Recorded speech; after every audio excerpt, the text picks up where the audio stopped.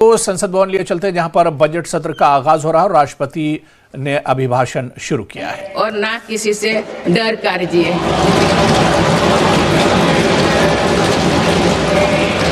इसी निडर मन से, इसी भावना से देश की सुरक्षा सुनिश्चित कर सकते हैं।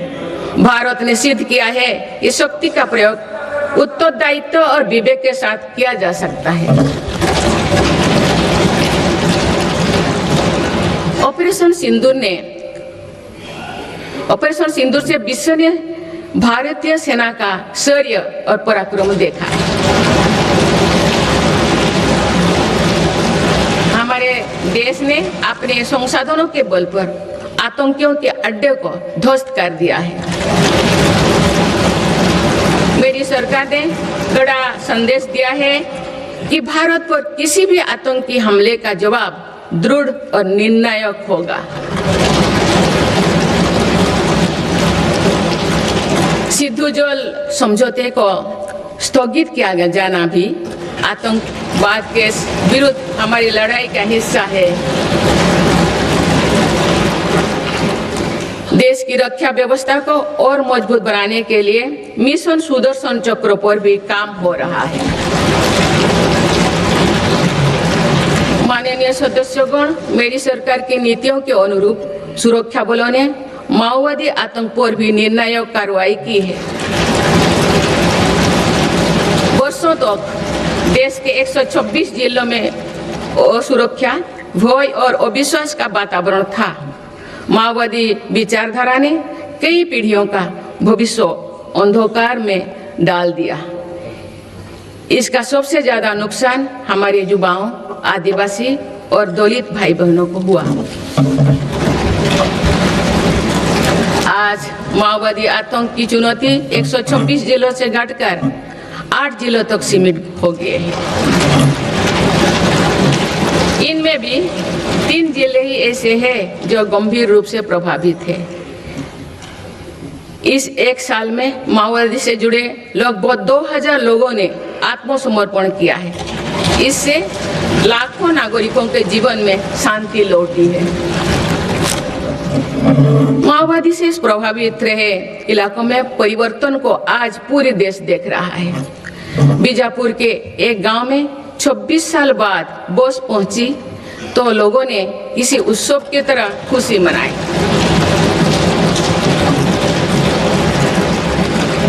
बस्तर ओलंपिक में युवा बढ़ चढ़कर हिस्सा ले रहे हैं।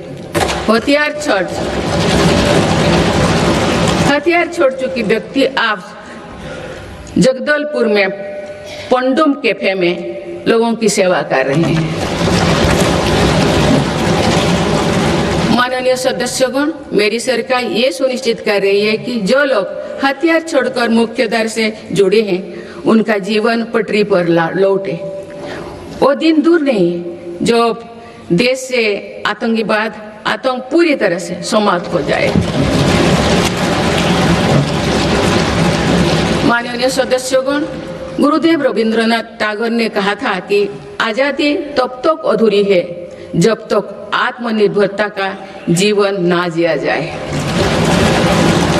मेरी सरकार भारत को आत्मनिर्भर बनाने की दिशा में निरंतर और ठोस प्रयास कर रहे हैं। आज मेक इन इंडिया के विजन के साथ बने उत्पाद दुनिया के अलग अलग बाजारों तक पहुंच रही है। स्वदेशी को लेकर भी देशवासियों में बहुत उत्साह है। माननीय सदस्यगण, पीएलआई योजना से अभी तक लगभग 2 लाख करोड़ रुपया का निवेश आकर्षित हुआ है। साथ ही 17 लाख करोड़ रुपए से अधिक का उत्पादन हुआ है। भारत का इलेक्ट्रॉनिक सेक्टर अभूतपूर्व गति से विकास कर रहा है। बीते 11 वर्षों में इलेक्ट्रॉनिक्स प्रोडक्शन में 6 गुना वृद्धि हुई है। आज ये 11 लाख करोड़ रुपया का हो चुका है। वर्ष 2025 में भारत का डिफेंस प्रोडक्शन 1.5 लाख करोड़ रुपया से पार हो चुका है और डिफेंस एक्सपोर्ट भी रिकॉर्ड 23,000 करोड़ रुपया से ऊपर चल गया है। ऑपरेशन सिंदूर के बाद made in India defence platform पर भरोसा मजबूत हुआ है। माननीय सदस्यगण, निवेश और निर्यात के मामले में भारत की वैश्विक हिस्सेदारी निरंतर बढ़ रही है। बीते 11 वर्षों में भारत में लगभग $750 बिलियन का FDI आया है। मेरी सरकार भारत में नई सेक्टर्स को प्रोत्साहित दे रही है। आधुनिक मैन्युफैक्चरिंग और भविष्य की टेक्नोलॉजी के लिए माइक्रोचिप में आत्मनिर्भरता बहुत आवश्यक है। वर्ष 2025 में 4 और सेमीकंडक्टर मैन्युफैक्चरिंग यूनिट को मंजूरी दी गई है। भारत में 10 ऐसे फैक्ट्रियां आने वाले समय में अपना काम शुरू करने वाली है। भारत अब नानो चिप निर्माण के लिए भी बड़े कदम उठा रहे हैं। माननीय सदस्यगण, चिप के अलावा एक और बहुत बड़ा क्षेत्र है जिसको लेकर मेरी सरकार ने मिशन मोड पर काम शुरू किया है। राष्ट्रीय क्रिटिकल मिनरल्स मिशन से जरूरी मिनरल के लिए विदेशों पर निर्भरता को कम किया जा रहा है।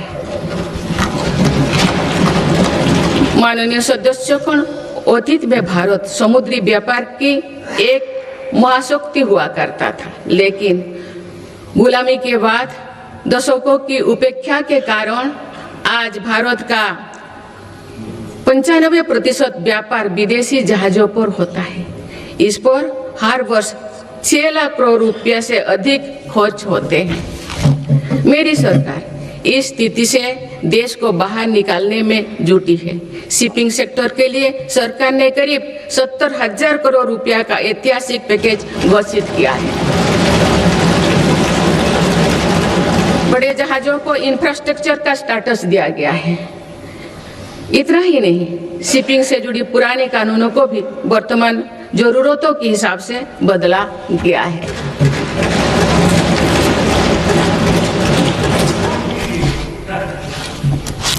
माननीय सदस्यगण, केरल के महान संत श्री नारायण गुरु कहते थे, शिक्षा से ज्ञान प्राप्त करो और संगठन से शक्तिशाली बनो। क्योंकि एक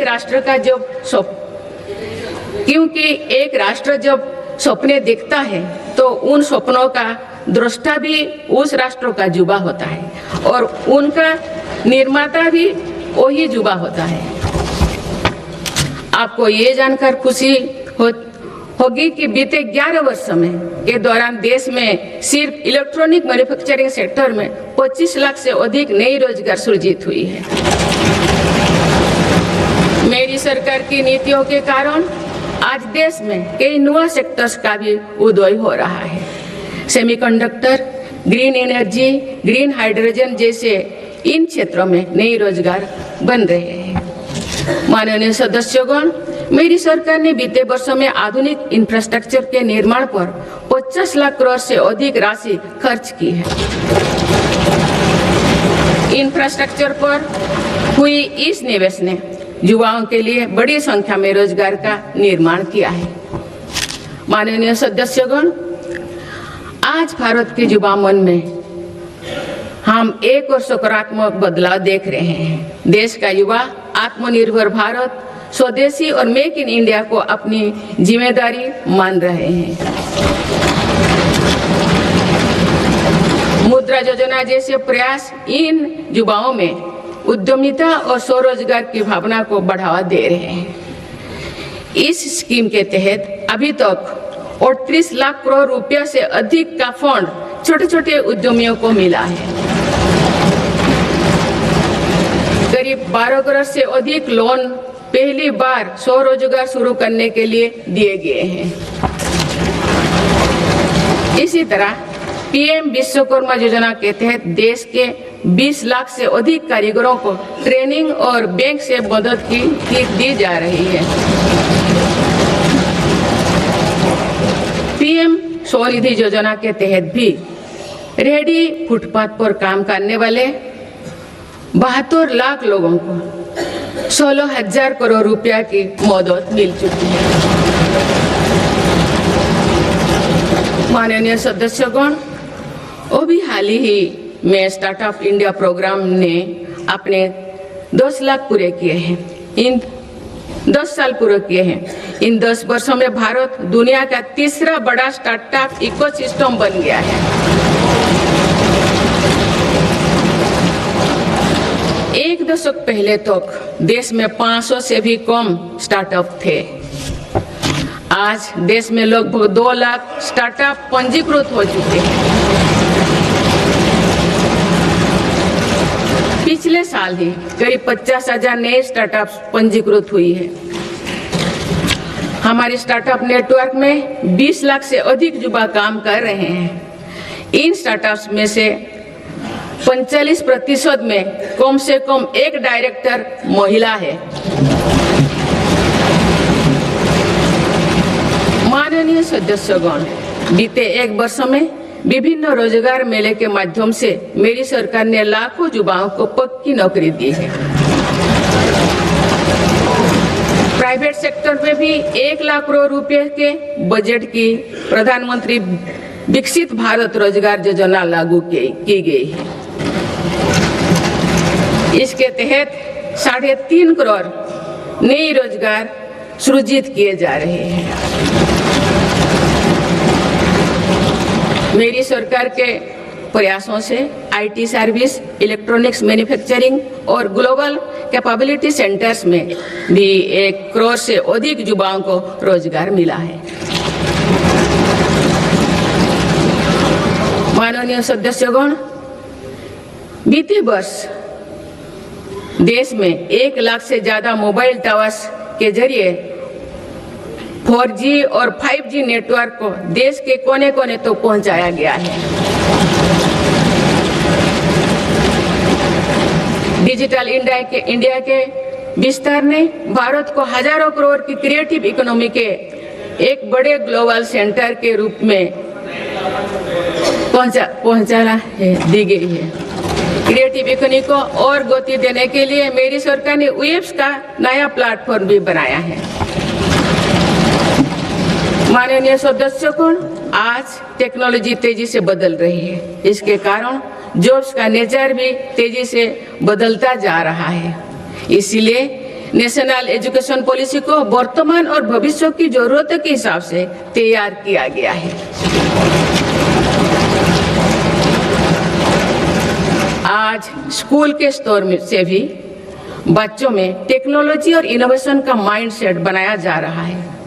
इससे अटल इनोवेशन मिशन प्रभावी काम कर रहे हैं। अभी तक देश भर में 1 करोड़ से अधिक विद्यार्थियों को अटल टिंकरिंग लैब्स का लाभ मिल चुका है। इसके अलावा राष्ट्रीय अनुसंधान फाउंडेशन के माध्यम से भी रिसर्च और डेवलपमेंट के कल्चर को गति मिल रही है। माननीय सदस्यगण, देश के आईटीआई नेटवर्क को अपग्रेड करने के लिए 1000 आईटीआई को फ्यूचर रेडी बनाया जा रहा है।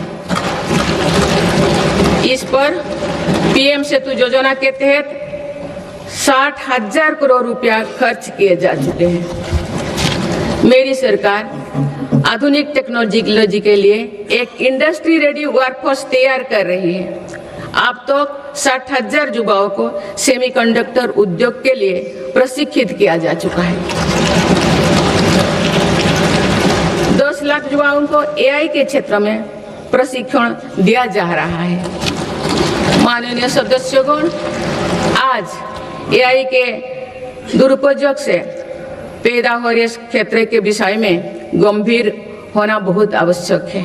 डीप फेक, मिस इन्फॉर्मेशन और फेक कंटेंट लोकतंत्र, सामाजिक सौहार्द और जनता के विश्वास के लिए बड़ा खतरा बनते जा रहे हैं।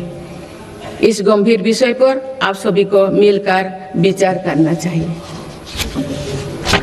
माननीय सदस्यगण, भारत के युवाओं और मेरी सरकार के साझा प्रयासों से देश में खेलों का भी अभूतपूर्व विकास हो रहा है।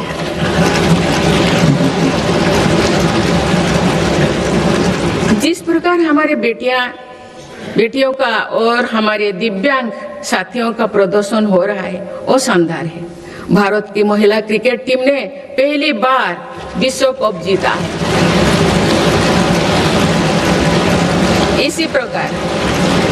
इसी प्रकार ब्लाइंड वुमेन क्रिकेट टीम ने भी वर्ल्ड कप जीता।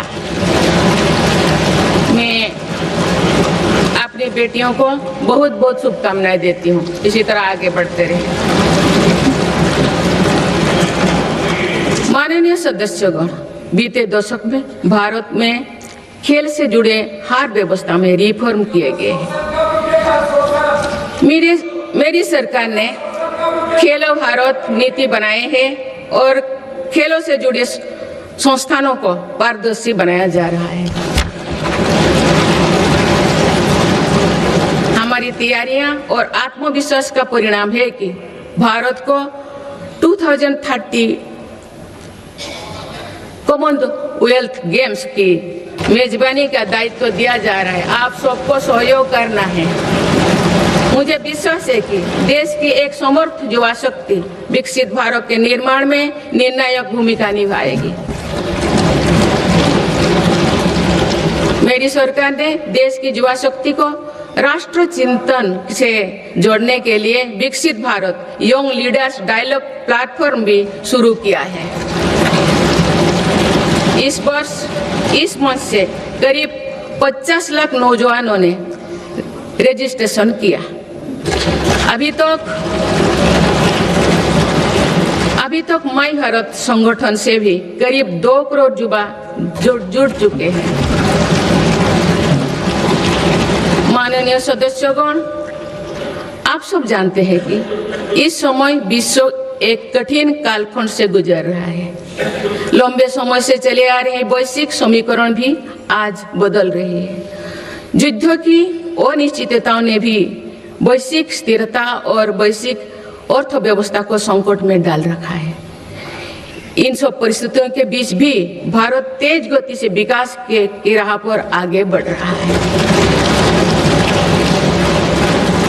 भारत की इस सफलता के पीछे मेरी सरकार की संतुलित विदेश नीति और दूरगामी सोच की बड़ी भूमिका है। माननीय सदस्यगण, वर्तमान की जटिल वैश्विक परिस्थितियों में भारत विश्व में एक सेतु की भूमिका निभा रहा है। युद्धरत देश भी महत्वपूर्ण मुद्दों को लेकर भारत पर अपना भरोसा व्यक्त करते हैं। ये संतोष की बात है कि भारत ने संतुलन, निष्पक्षता और मानवीय दृष्टिकोण को प्राथमिकता दी है।